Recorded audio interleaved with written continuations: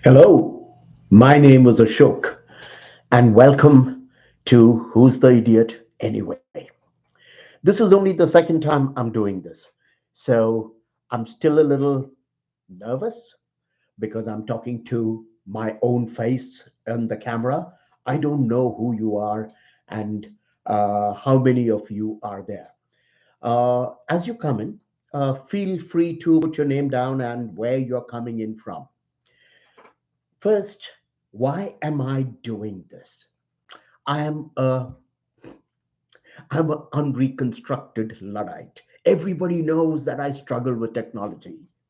And yet, these days, I am neck deep in all kinds of technologies that have to do with communication. And there's a very simple reason for this.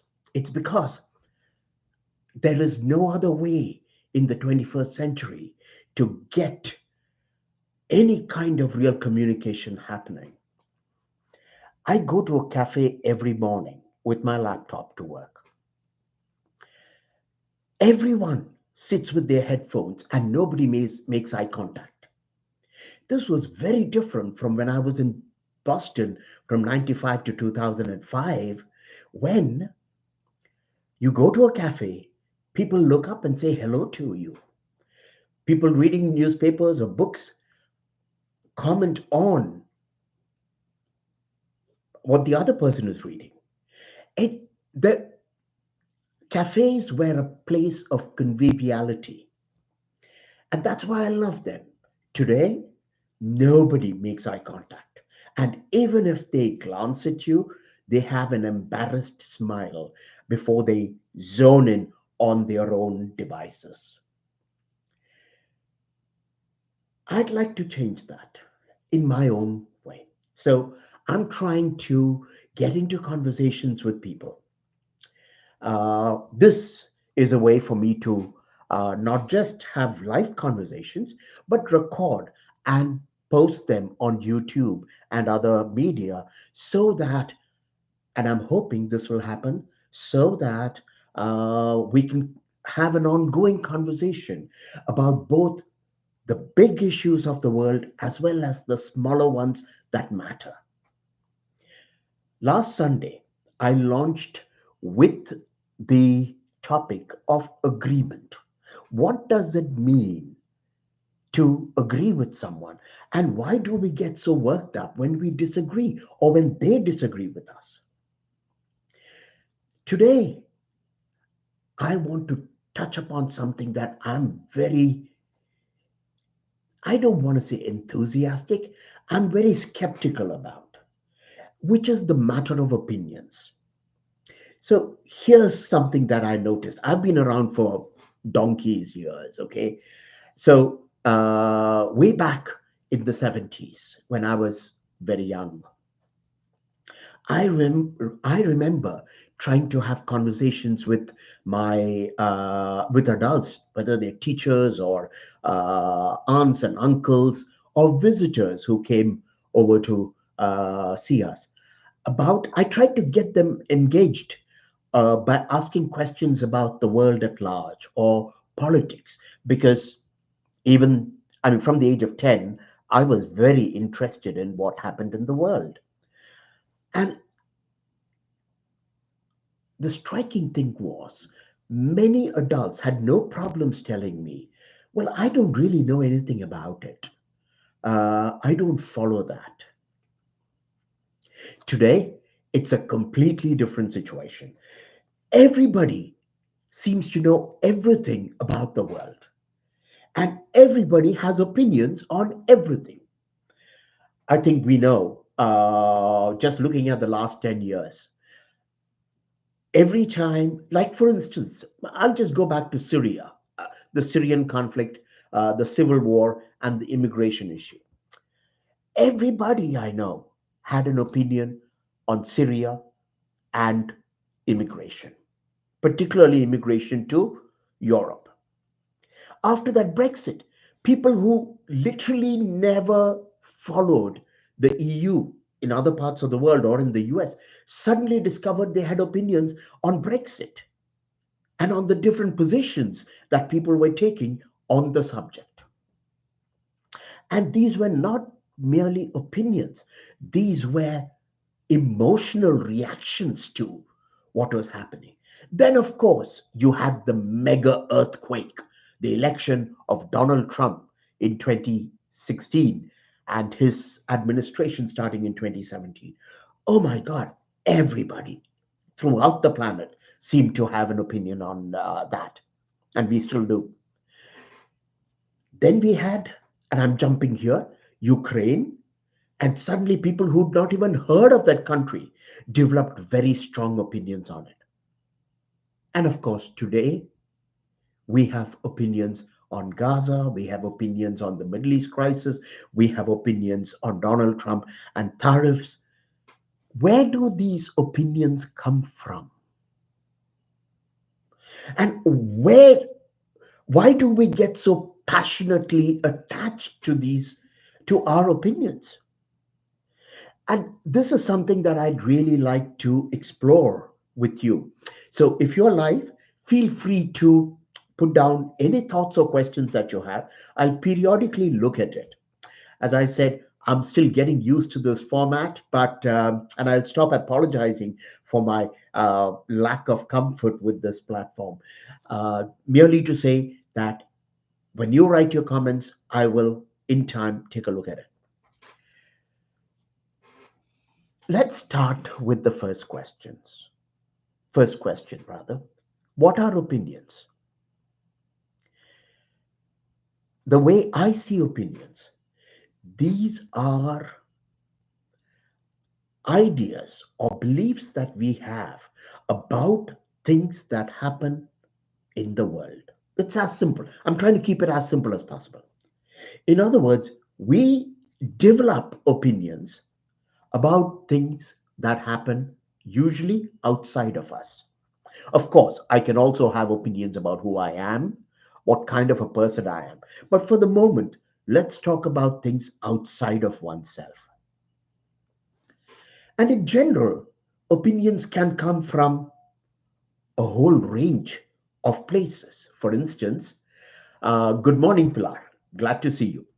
Opinions can come from the media, from newspapers, from television, from the internet. Today, social media is huge.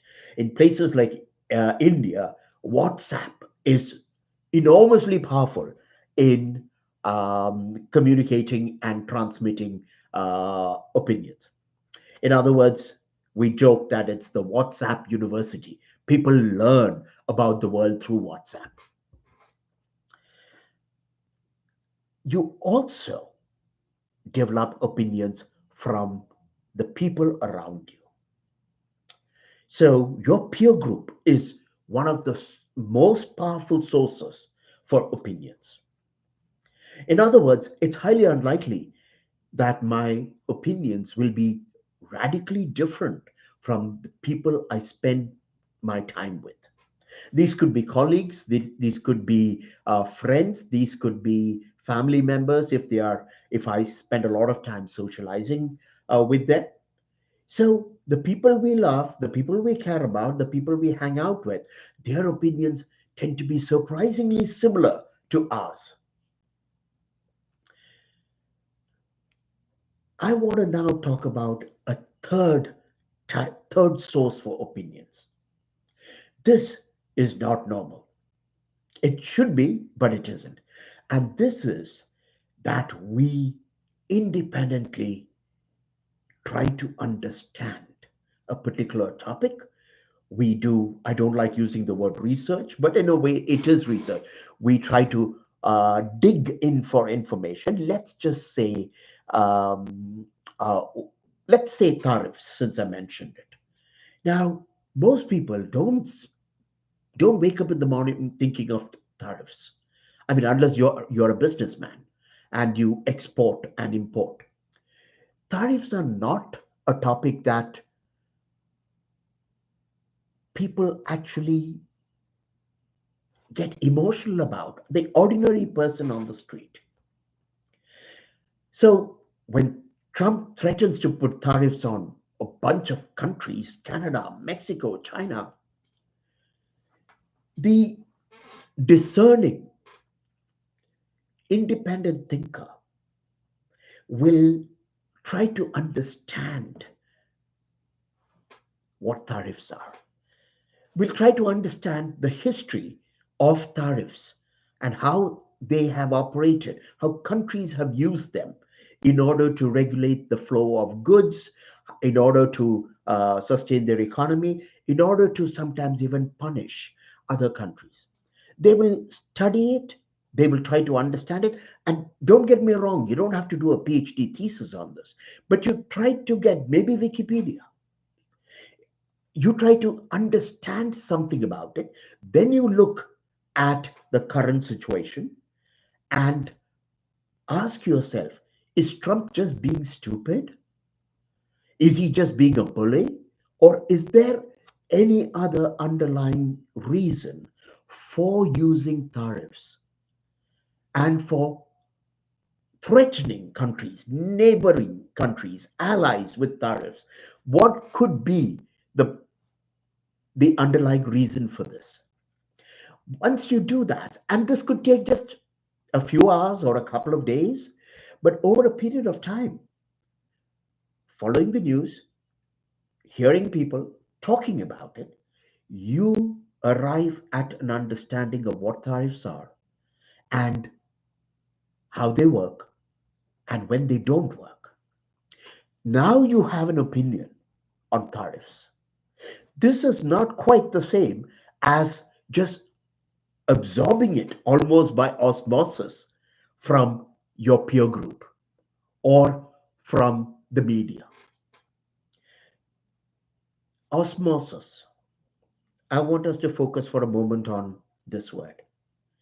Most of our opinions are absorbed from our environment.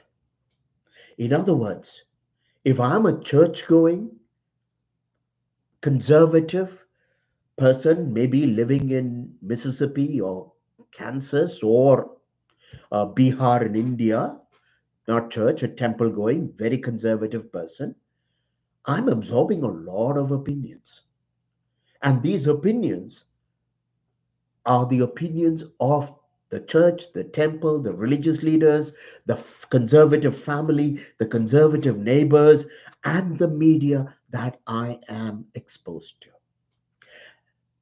It's uncanny how little these sources disagree with each other. They can, don't get me wrong. But the interesting thing about the person developing opinions is some opinions have a comfort level, and we are drawn to opinions that are comforting. So even if there are dissenting opinions, contrarian views coming at us, particularly if you're living in the city right now or in a metropolis, or you have access to multiple sources of media, all of them will not agree with each other. I, for instance, read the New York Times, the UK Guardian, the Wall Street Journal, and the Indian Telegraph, at the very least. And these opinions do not always coincide. But I make a very concerted attempt to try and get different perspectives. By the way, I do not watch television. So I don't watch breaking news coming out of anywhere, even the internet.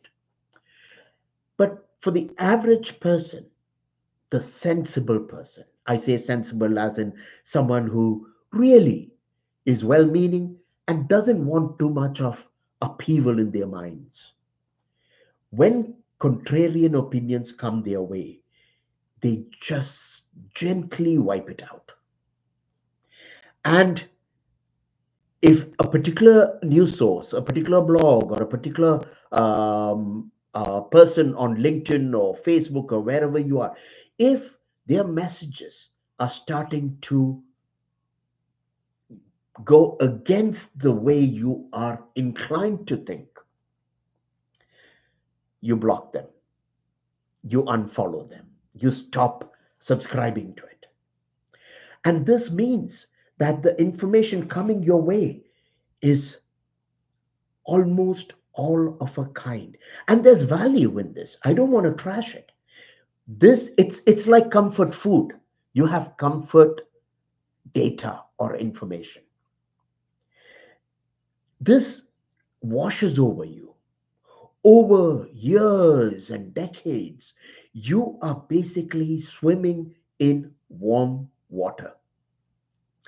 And all these ideas, they swish around in you and around you, and you come out well formed with a set of ideas and opinions. In general, and I will stick my neck out here to say, people aren't necessarily thinking deeply about any of these. This is one reason for what we call polarization, political polarization. This is one reason why, if you take any country, in general, almost 20 to 40% of the population thinks in one way, and another 20 to 40% thinks another way. Because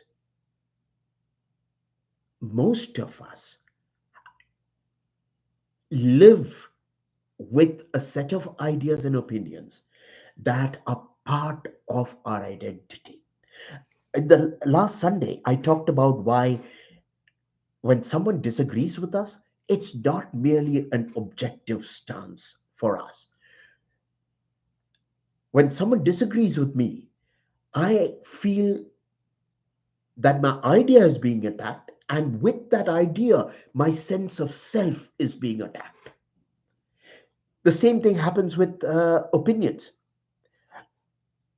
My opinions, remember, over years or decades, I am immersed in my opinions, and my opinions have I wear my opinions like a very comfortable cloak or shawl.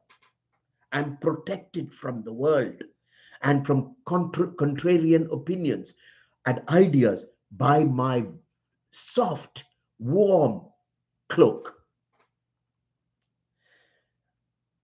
When someone challenges my opinion, or when I hear another opinion, my comfort, my safety, my security is immediately under attack.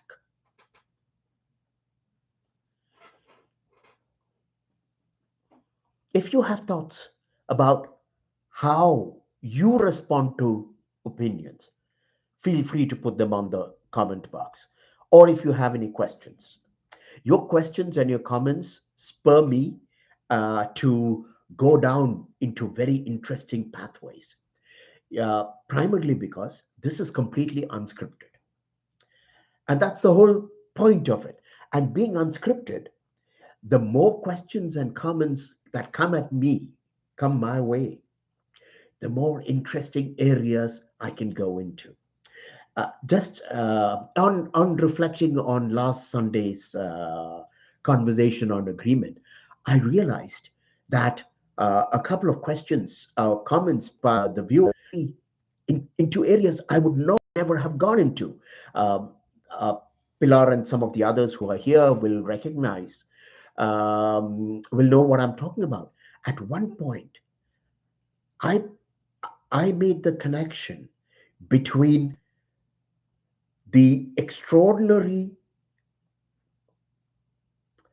anger and extraordinary impatience in today's environment with people who think differently from us, and the casual, informal way in which we communicate these days, and communication happens in social media. And from there, I was able to go to or pick upon the reason for formal etiquette in dialogue, in conversation, and in discourse. It seems very strange, but there's a reason why the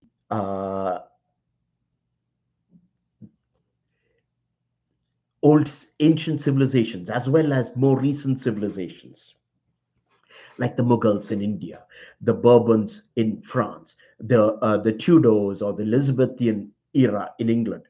All these, and most European and even the Chinese courts had very clearly defined protocols and ways of communicating with each other. In other words, if you wanted to present something to another person at court, you were you had to be dressed in a certain way. Your mannerisms, your behaviors, the language you used was very structured, what we call Victorian formality. For us, this kind of formality is stilted, it's artificial. But the reason it was there was so that the people could engage in complex issues and ideas within a very structured way, in a structured form. Now, you and I, when we have opinions, remember these opinions come from a very deep place in our hearts, so to speak, because we've lived with these opinions. And that's the reason they are not only a part of our identity, but they are our opinions make us feel comfortable. And I want to touch on one thing here. The world is extremely, or the world can be very upsetting and unsettling. Every day you wake up and you go out of your home, you have no idea what's coming your way. Of course, in stable and secure times, there's a certain kind of predictability in walking to the grocery store or catching a bus or driving to work. But in general, every time you leave your home, you are going out into the world. And you carry a vision of the world.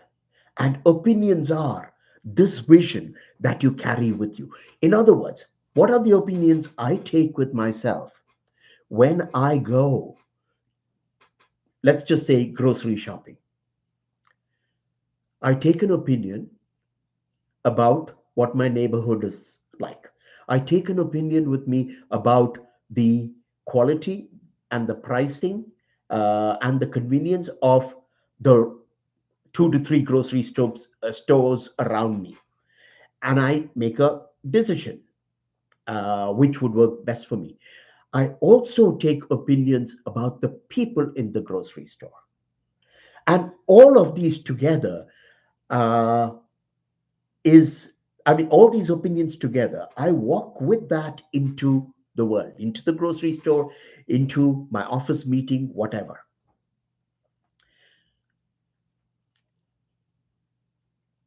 If my opinions are not fully formed, my engagement with the world becomes that much more unsettling. This is interesting, right?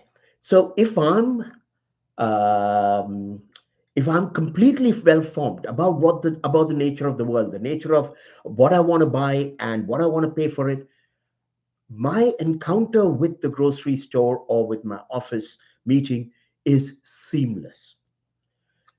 And this is one reason why we tend to have very fixed, I don't even want to call them strong opinions. They are fixed. And they're fixed because I need that assurance, I need that clarity when I engage with the world outside my home. But let's come back to the pros and cons of opinions. And this is really one of the main reasons why I chose the subject.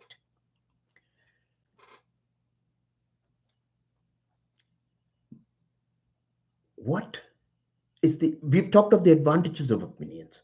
There are many ways in which opinions make it possible for me to engage with the world with some confidence. They're comforting. But what could be the negatives of having opinions?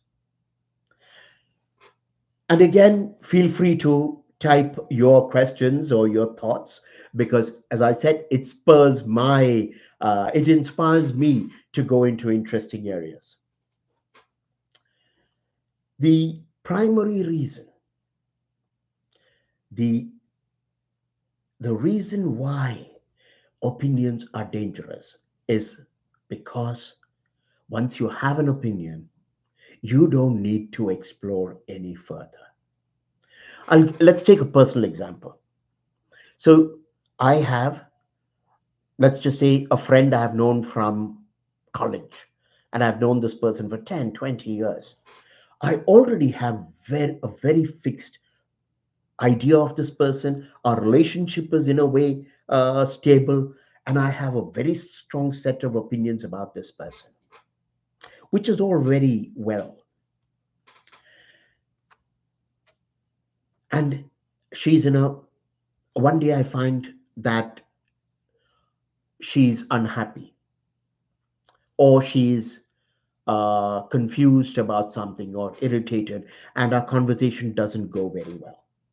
Because my opinions about her, her style of communication, who she is, all of this is fixed.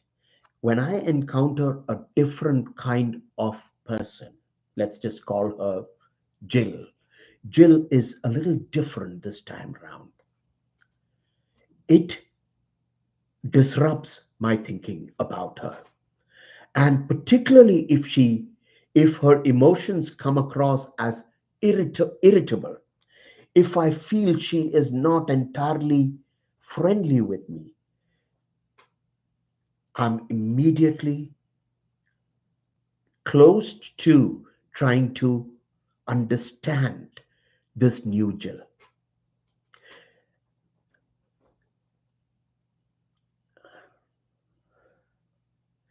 So I faltered there for a moment because I'm trying to understand. Okay, it seems my connection is choppy, so not sure if the comment comes at the right time. Opinions probably express our current relationship with. Ah, right. Okay. Thank you. I'm sorry about the connection. It seems okay at my end, and I've also taken your suggestion to not put the slow mode for comments, so people are now will now be able to put multiple comments, um, and they will be seen by me instantaneously. So I like this point. I like this comment. Opinions probably express our current relationship with life. Interesting. It, what does that really mean? Relationship with life. So try to see, try to expand on that if you can. That's a very interesting take. That an opinion expresses our current relationship with life. Let me try to build on that for a moment. If I have an opinion about Putin, and this is, I'm watching this in real time. Until about 2 months ago, almost everyone I knew, even conservatives, liberals, progressives, thought of Putin as this absolute tyrant. And after Trump started supporting Putin, supposedly supporting Putin, I'm suddenly seeing a lot of people flip and start being more critical of Ukraine and starting to, if not completely absolve Putin of all his crimes against his neighbors and his violence towards dissidents, softening it. In other words, so if Rukmini says that our opinions are express our current relationship with life, how do the opinions that have changed about Putin express a person's current relationship with life? I'm just posing that question. Feel free to respond to it, and I'll just take a shot at it myself. The way I see it, those who were against Putin were, in general, liberal Democrats and progressives. In general, they were also pro mostly pro-West. But when they start flipping and start believing that Putin is not as bad as we've made him out to be, what they're doing, if I take what Rukmini has said here, what they're doing is expressing a slightly different take on the world itself. Interesting thought. What might that shift be? What are people trying to say about a world where Putin is no longer the evil dictator? And then again, there's another comment. If I forget that my opinion is an expression of my relationship with life in the here and now, and I fossilize it, it becomes dangerous and rigid. Absolutely. And this is, but there are two interesting things here. At one level, we are talking of the fact that when our opinion becomes rigid and it's no longer a malleable, floating expression of my relationship with the world, I become uber conservative. My ideas get frozen and rigid. So that's one. But what do you say? And how does it happen that merely because Trump becomes, I'm using this example, Trump becomes more friendly towards Russia, my opinions, which were fairly rigid and inflexible, suddenly flips? Why does that happen? Because most of those people, including, for instance, Marco Rubio, the Secretary of State, he was seen as a Russia hawk. I mean, he was really against Russia, and he saw Russia as one of the greatest threats. One could say that his opinions were fairly inflexible. But suddenly now, as Trump's cabinet member, he's taking a far softer perspective on Putin. How is it that someone who has very strong opinions can literally shift on the dime? So, thank you. Another question where I'm too lazy and uninterested to form my own relationships with various aspects of life. I am gullible and import others' opinions. Okay, so this is an interesting thread we can pick up. Why do we change our opinions? Let's start with the one that has come up on the comment box. If I if I don't want to do the hard work, my opinions will turn according to my peer group. Think of it as peer pressure. I don't really, my original ideas were not necessarily formed out of deep thinking, out of inquiry, out of reflection and critical thinking. No, I picked it up from my usual sources, the media, my peer group, the people I love. And I, I developed an opinion about Putin and Russia that became fairly fossilized. But I didn't do the hard work. It wasn't this opinion, even though it was etched into my mind, it didn't grow organically and through deliberate inquiry. So even if it seemed fixed, it was like a, a stone in my head. And then suddenly someone comes and just pushes the stone out of the way and replaces it with something else. So, this is one reason why we do not change, or rather, why it's very easy for us to change our opinions. But are there other reasons why we struggle? Or rather, are there other reasons why we change our opinions quickly? I would also imagine if our self interest comes in the way. Now, I don't want to suggest that this is the case because I'm not privy to what happens in the State Department or in the White House.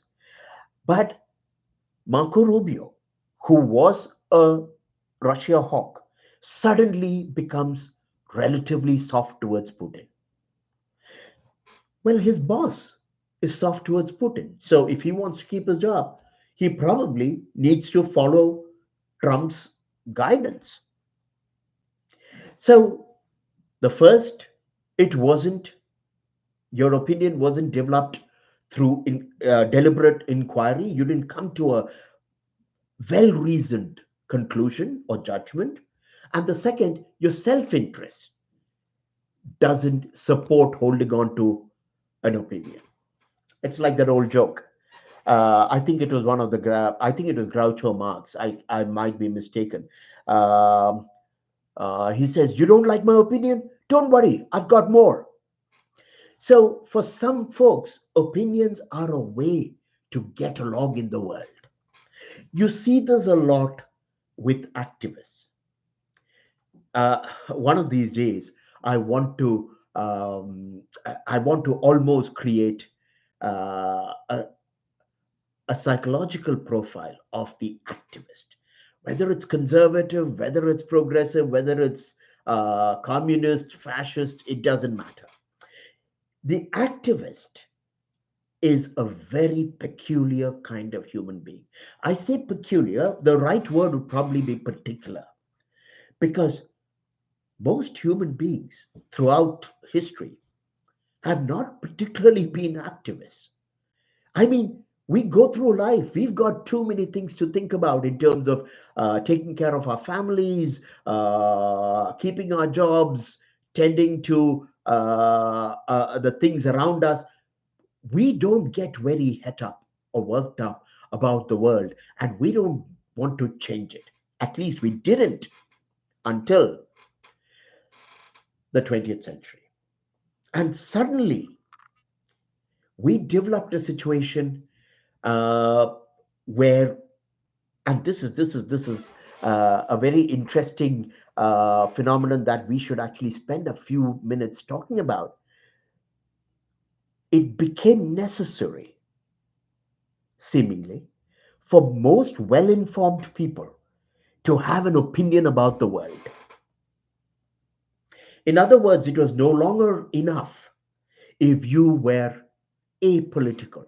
If you had a job, you were a good husband, wife, parent, and you were a good neighbor. It became no longer uh, enough if you just took care of your own world. It became necessary for you to engage with the larger world. And what is this larger world? This larger world is the world of politics. And here's why this would not, for instance, have happened except in a democratic situation, in a democratic society. Because in a democratic society, remember, you have to vote. Now, most people, the vote is a private thing, or it used to be that a vote was a private thing, and they exercise their franchise. But as society became more complex, as we got more educated, we became more aware of things around the world, and it became important for us to not just have opinions about our friends or about our food or about the gossip in the neighborhood. We needed to have opinions about the gossip in New Delhi or Washington, D.C. or Berlin. And these opinions that we developed over a period of time, particularly the latter part of the 20th century. There are two kinds of people who develop these, what I call political opinions. The first, the relatively more passive person, and most people are like this. So they may have strong opinions about all these things that we talk about, but at the same time, they have no time in their lives to do anything about this except talk with their friends over coffee, get upset when they read the newspaper in the morning, or when they go to vote. But then there is the other creature, the activist. And we live in a time today where this has become an enormous community in our cosmopolitan world. The archetype of the activist is Greta Thunberg. I mean, a little girl who suddenly decided that she stood for something and she was going to f- fight for it. Now, how? Why? How did she come to these very complex understandings about climate, for instance, that even scientists struggle to grapple with? But if you watch her, you will see enormous confidence, enormous passion, and absolute clarity. And of course, I used to think she was a one issue activist until she jumped on the pro Palestine bandwagon. So suddenly, she's an expert at a very tender age about complex climate science. And then she's now an expert on potentially even more complex Middle Eastern politics. But Greta Thunberg is merely an archetype. We all have a bit of her in us. And activists live and breathe on the strength of their opinions.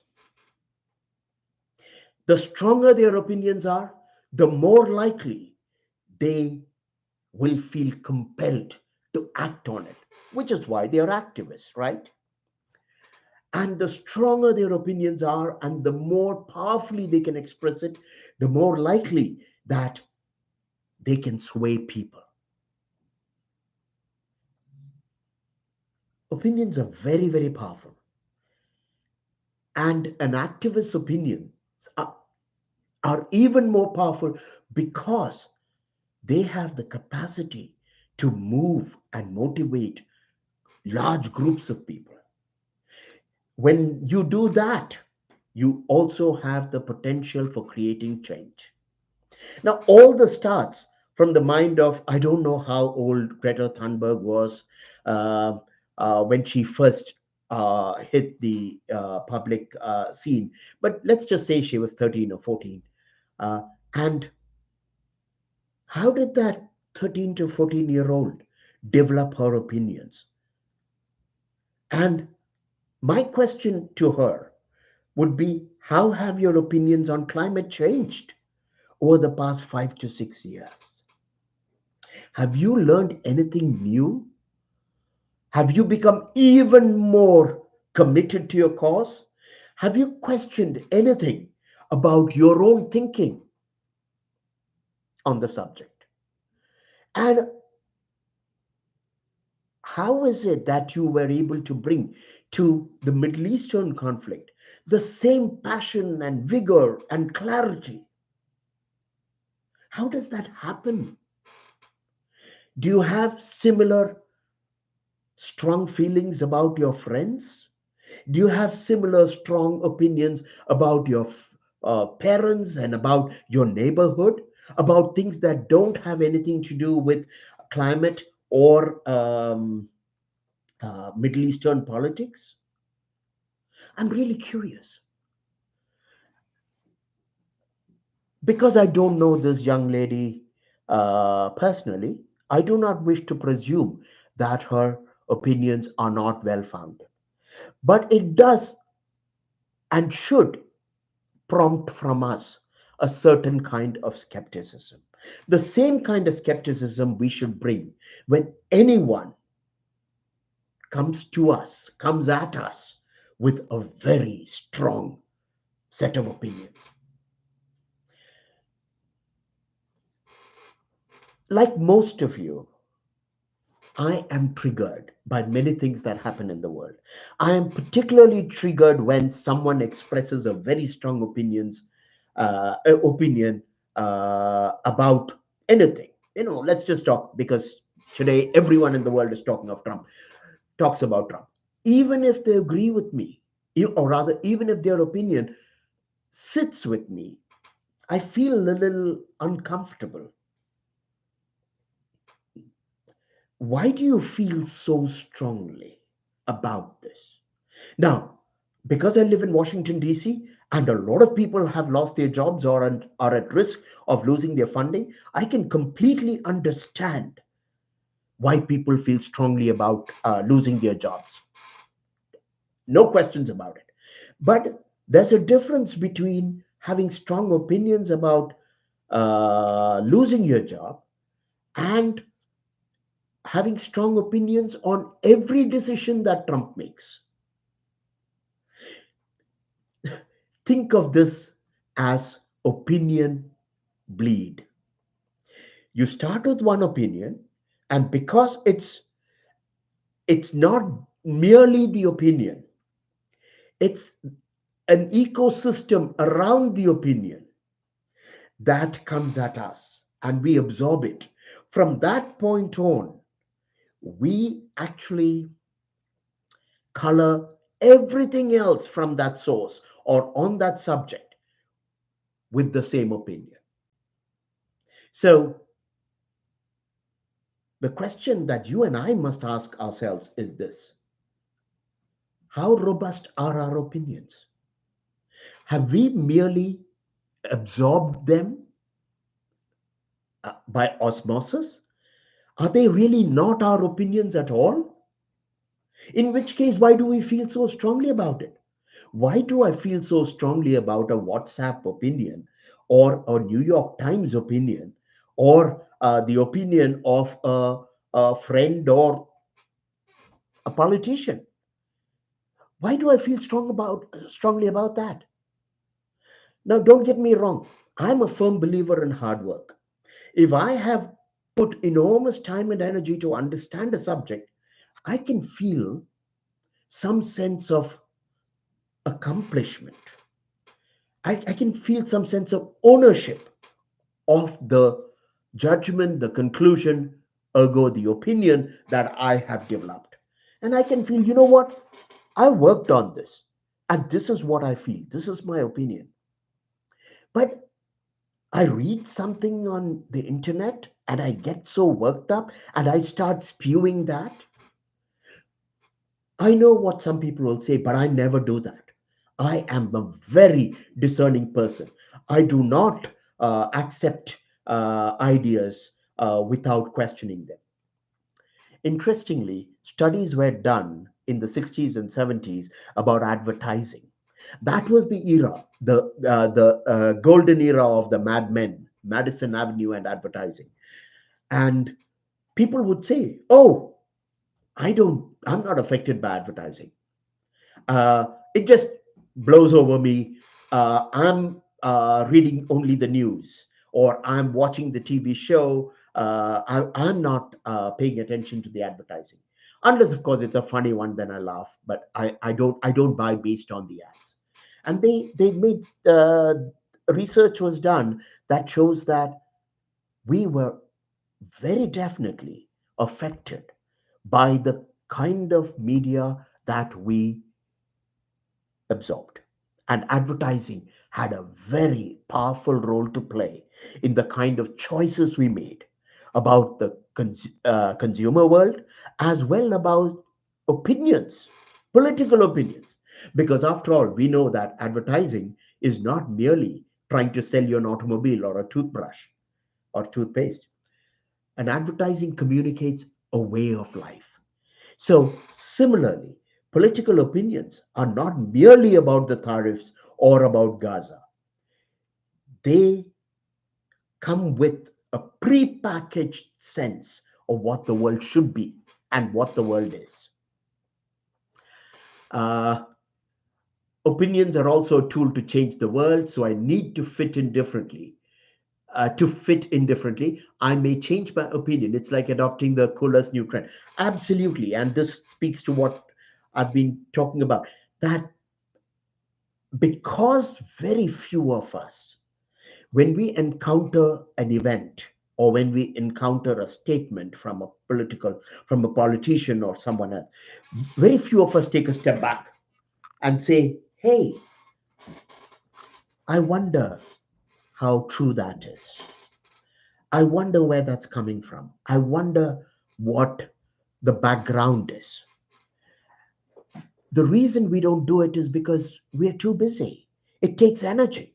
So it's so much easier for us, and politicians and advertising agents and activists are very good at pre-packaging ideas and transmitting them to us.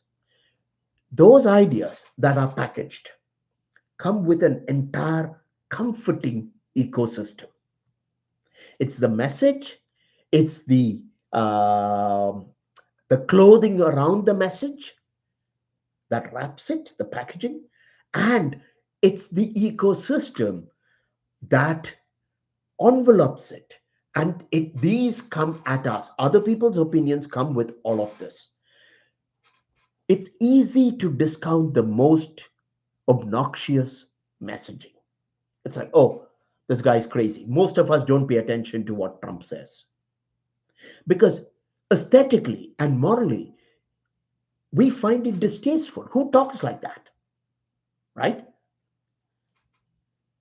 But you and I, are also very susceptible to messaging that squares with the kind of people we are or we want to be.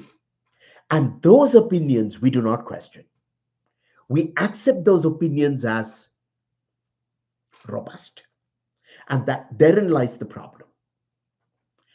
Uh, Another comment, when we started popularizing the idea of the personal is political, opinions became the tool to remain relevant in the world. Otherwise, one might feel powerless. Opinions can masquerade as power. Wow, there are so many thoughts here. I wish I had gotten this comment earlier because we would have had more time to deal with it. I'll just pick on one. Um, Even the idea that personal is political is an opinion. There is nothing that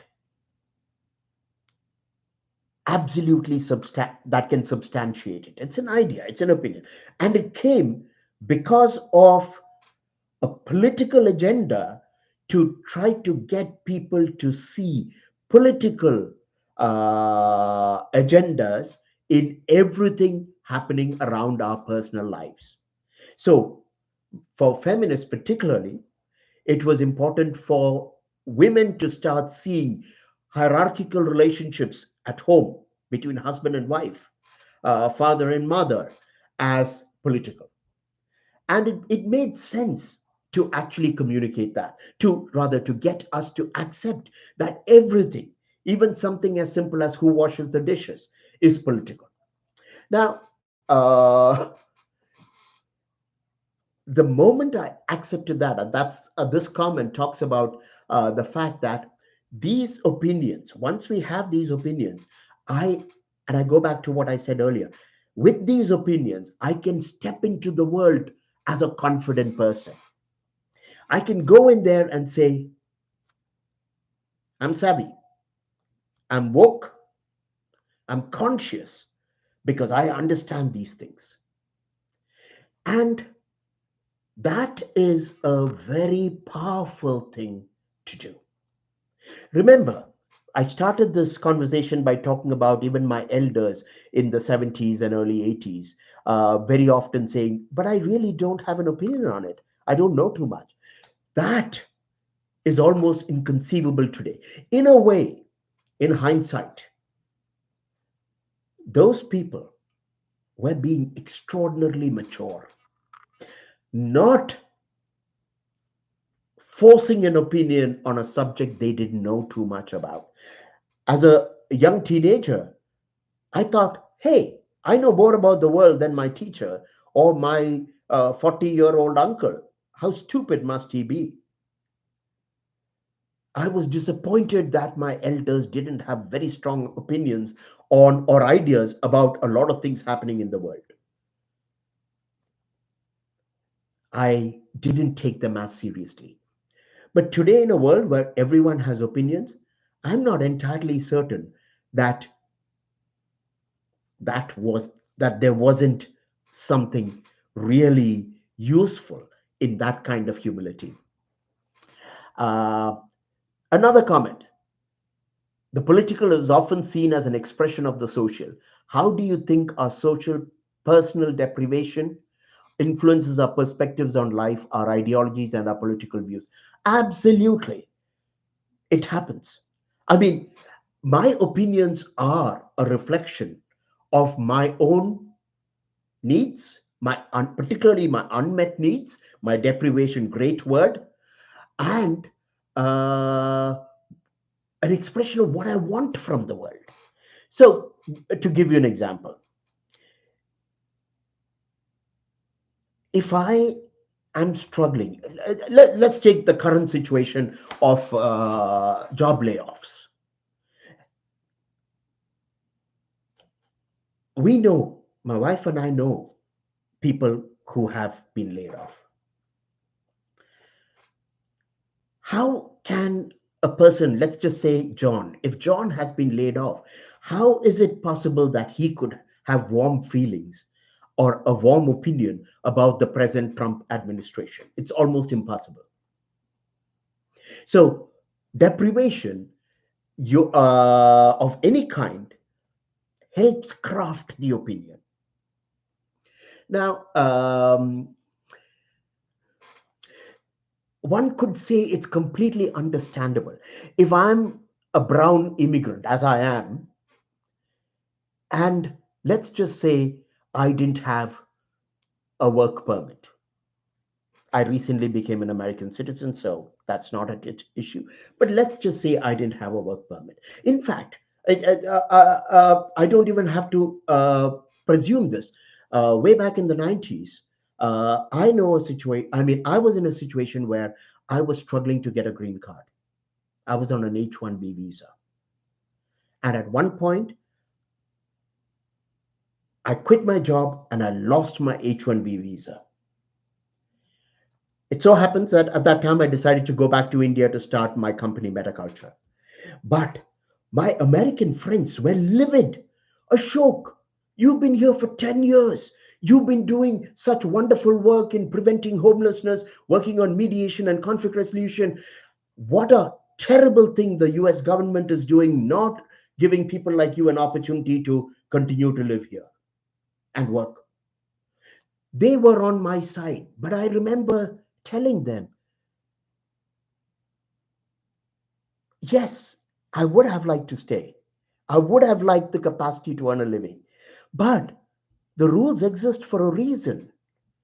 I do not qualify for a green card. And this was during George Bush's time. Okay. And because of the Iraq war and everything, I hated that administration. But I had to do a double take in my own mind and tell myself, and I told my friends, I don't hold any grudges against the American government or George Bush for not getting a green card in 10 years. Because every democracy has to have laws, and I don't fall within the criteria of those who should be given a green card. And I left the country for 12 years. The reason I say this is because every human being is motivated by self interest, and it's completely understandable. But if we are going to be political creatures, if we are going to be men and women of knowledge, who, most importantly, if we are going to have opinions, those opinions better be grounded on not just facts, but on mature thinking. We have to go beyond our social and political and economic deprivation, because that is the most natural thing. So I want to end by coming back to, and this was a great segue, so thank you, Gaurav. Uh, most opinions come out of our own needs, our own wishes, our own anxieties and fears. Why should anyone take those seriously? Because they're personal, they're subjective. You have your opinion, someone else has their opinions, and we are all coming out of a place of sorrow or disappointment or anger or aspirations. How do you weigh one opinion against another? Is everything subjective, as the postmodernists say? In which case, well, there's nothing wrong with anything that happens in the world. Putin is right, Zelensky is right, Xi is right, Trump is right, the racist, the bigot, the progressive, they are all right because it's all subjective.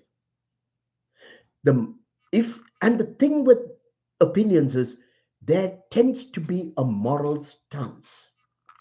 It's not just my way of looking at the world. It's not my take on the world alone. It is my moral take on the world. There is a judgment here. I think so, and that's right. That's true. That's moral.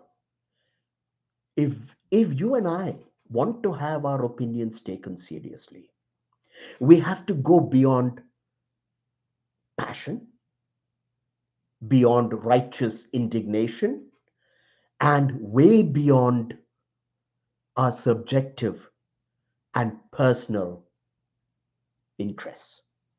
Because that's the most normal thing any living, breathing person responds to the world from their subjective thinking.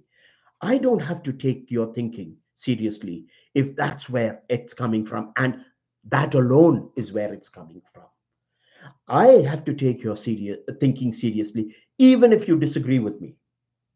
If you are able to articulate in clear, sensible ways how your opinion corresponds to reality.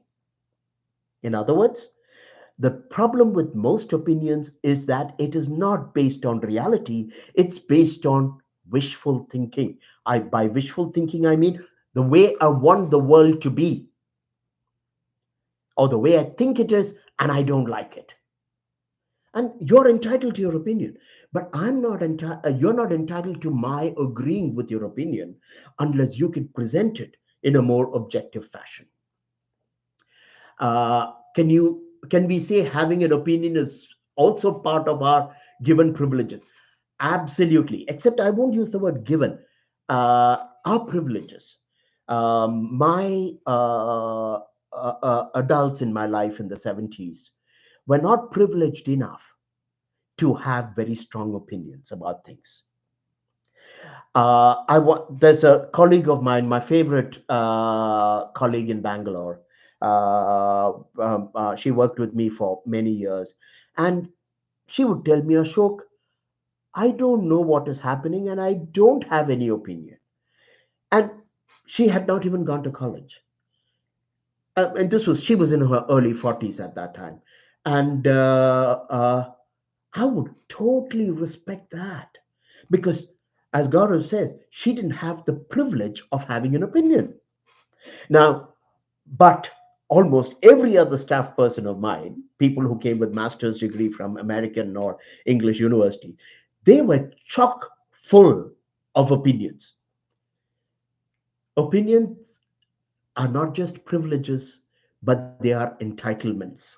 In other words, we not only are privileged to have an opinion, but we feel entitled to express it, and we feel entitled to demand that other people agree with us. So there's an enormous amount of privilege and entitlement that comes with opinion. I'm going to say something else here. I think opinions are very weak. By that I mean opinions are you're selling out by having too many opinions. It's cheap. It doesn't necessarily indicate either intellectual heft, deep knowledge, or maturity. They're a dime a dozen. Everybody and their brother-in-law has opinions. If you and I want our opinions to count in any way, we need to ensure that they are well developed.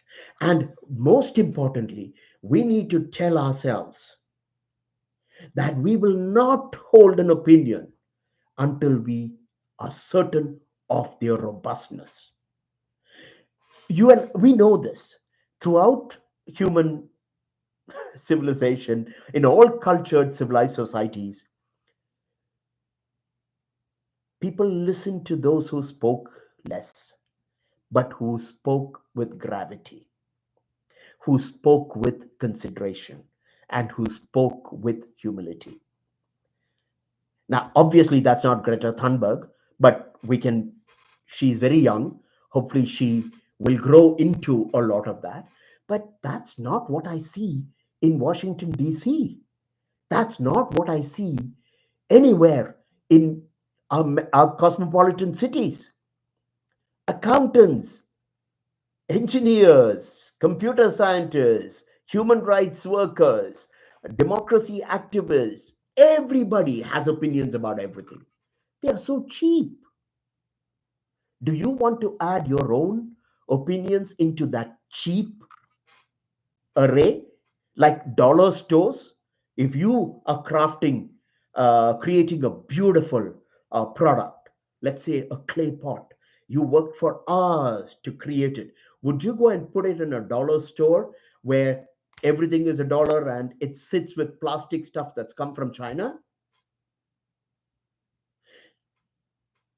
Those are easy consumables. Your handcrafted, well thought out, deliberate construction of an idea should not be put in the mix. If you're at a party and everyone is talking with enormous confidence about every issue on the planet, perhaps the best thing to do is to keep quiet, because your well crafted idea is wasted there. This is easy advice to give. I should take it. I too get triggered. And even when others are not interested in listening at all, I too share my opinions. And at that level, my opinions also get cheapened. It doesn't matter in that space where five people are throwing ideas about Trump or Putin or whatever. If your well developed idea comes out, it'll just get drowned in the noise. I'll leave you with this. Opinions are cheap, they're very natural. It's almost impossible not to have them.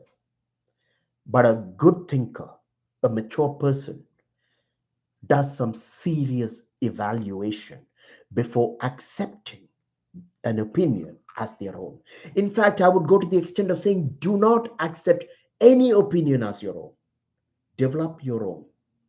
And about things that you really don't know. So, for instance, Estonia's foreign policy. Who the hell knows where Estonia is? Who the hell knows what their foreign policy is?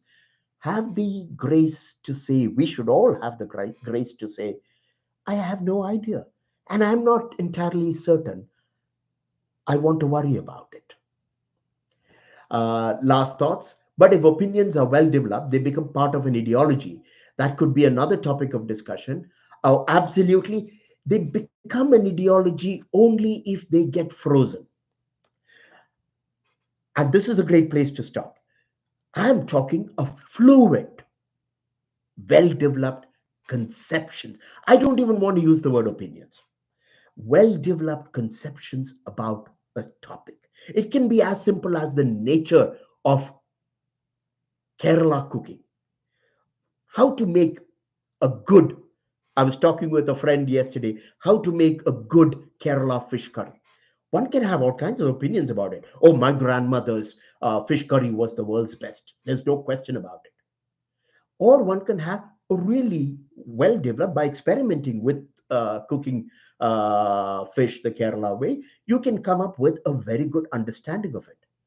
You don't have to fix on it as an opinion. It's a conception of what Kerala fish curry should be made of, how to prepare it, and what it should taste of.